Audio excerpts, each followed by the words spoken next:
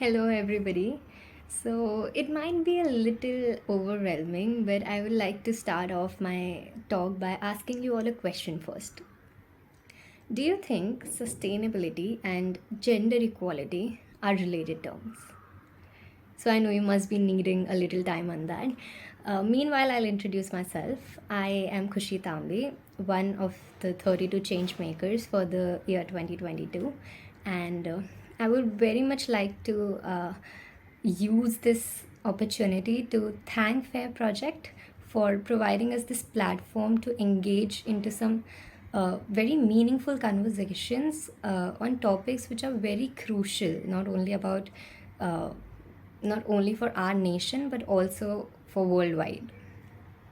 Coming back to the question that I asked, if your answer is yes, they are related, well then great. I hope that my talk gives some more insight to it. But if it's no, then trust me, you're not alone. Before starting this, I did a little bit of market research where I asked seven, actually eight of my friends or family members that what are their thoughts on this. And a majority of them said no, they are not related. And by majority, I mean 7 out of 8 said that they are not related. Even me myself, when before I came across this, I the first time I heard about it, I was like, why are they even putting these two terms in the same sentence? It doesn't make sense at all. But as I went ahead, I realized that no, they are related, and to a great extent, trust me. So by the end of it, when I'll ask you this question again, I hope that your perspective will change a little bit. Starting off, what is sustainability? So, according to a definition given by UN Brundtland Commission, sustainability is meeting our own needs without compromising on future generation to meet their own needs. So we basically largely talk about resources here. And resources, not only natural resources, but also social and economic resources. So sustainability doesn't only deal with environmentalism. It is weird how we uh, see everything in a big picture and do not actually go into the details of it. When we see the definition of sustainability, it's just environment comes to our head and we get stuck there. We don't search and get to know that what all does sustainability incorporate. For example, when we move into a store, we like a dress, we buy it, but we do not we like largely ignore the elements that whether the production process that this product went through was good or not, what were the materials that were used in order to produce it, and like did it hamper the environment or not in its production process. So talking about environment here, let's start with environment only. There are three E's that sustainability deals with. First is environment, second is economic, and third is equity.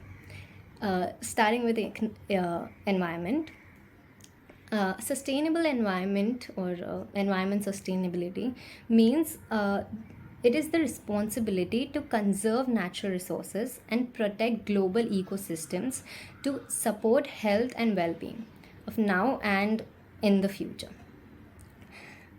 So here we talk about conserving our natural resources. And there's a term called replacement rate. All our natural resources, all our resources per se, replenish with time. If we cut down one tree and if we plant the other, so that's replenishment. If we do fishing and in a rate, like we have to stick to that replacement rate. It is basically an equilibrium.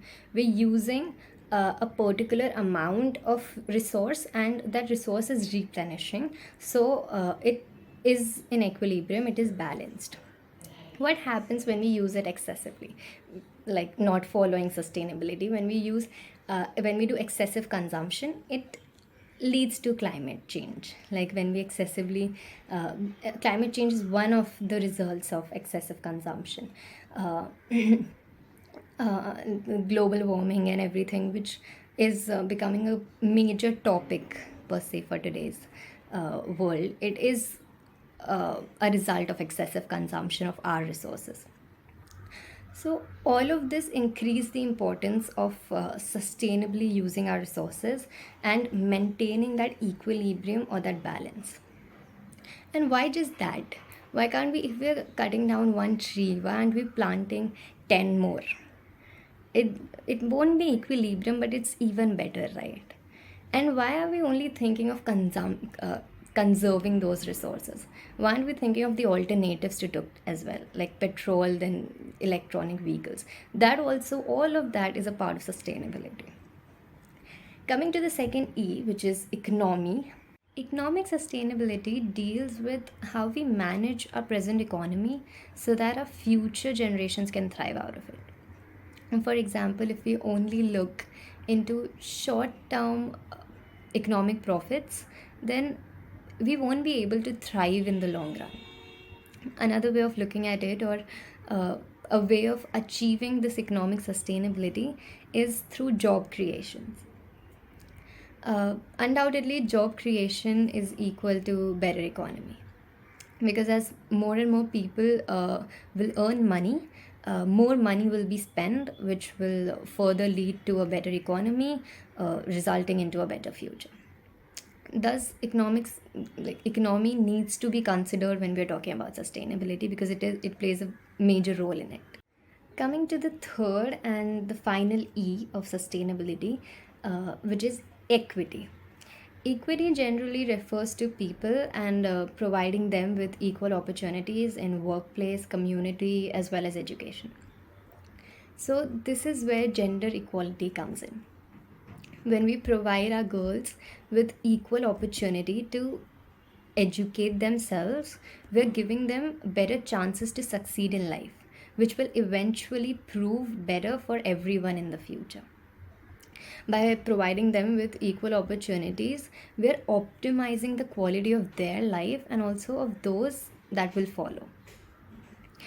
So, if we don't look into equity while considering sustainability, we'll end up with few people having most of the resources and others leading to hunger and poverty. And that definitely doesn't count or doesn't stick to the principle of sustainability. We do not want to sustain as a society that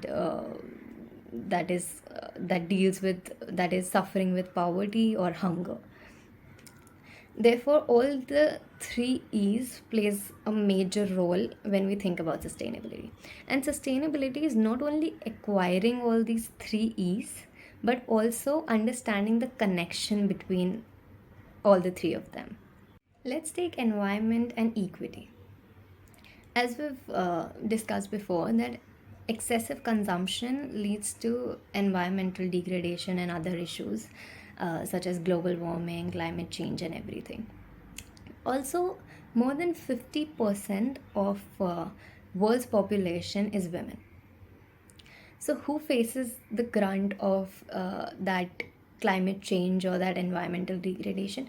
It's women too. Not just men, but also women. Also, third gender faces the grunt of it.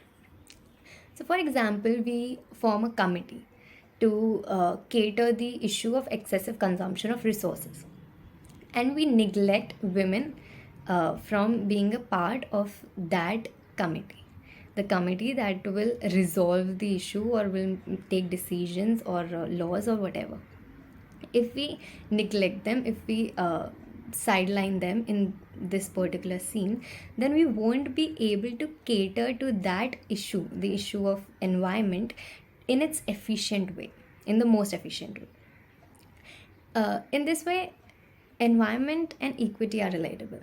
Even not just women, but also low caste groups, low income groups, who also face the grunt of this economic change. Even they face it the most, because they are like on the ground level. They knows, if we go talk to a fisherman, he knows that what ocean degradation or ocean acidization is leading to. Fishes are dying and everything. He knows a lot about it. But if his advice or his opinion isn't taken in that committee, he's sidelined, then he isn't given an equal opportunity to participate in the conversation about ocean degradation or fisherman policy or anything. So that will lead to uh, solutions that won't be appropriate enough. So in the end, we won't be able to cater that issue. So now let's look into the connection between economy and environment. Take for example that we're having a great economy, totally sustainable, static, but on the other hand, we're dealing with floods, tsunamis, all causes of uh, climate change, and most of our, like a lot of our money is heading there for the damage control. So, will our economy remain this amazing model of sustainability, or will it start degrading? See, for example, pandemic. When the pandemic hit our world, uh, all the economies went down of most of the countries, uh, because the markets were closed. There was no trade happening as such. So we can see how economy and environment affect each other. They are also interlinked. So now let's talk about the connection between economy and equity.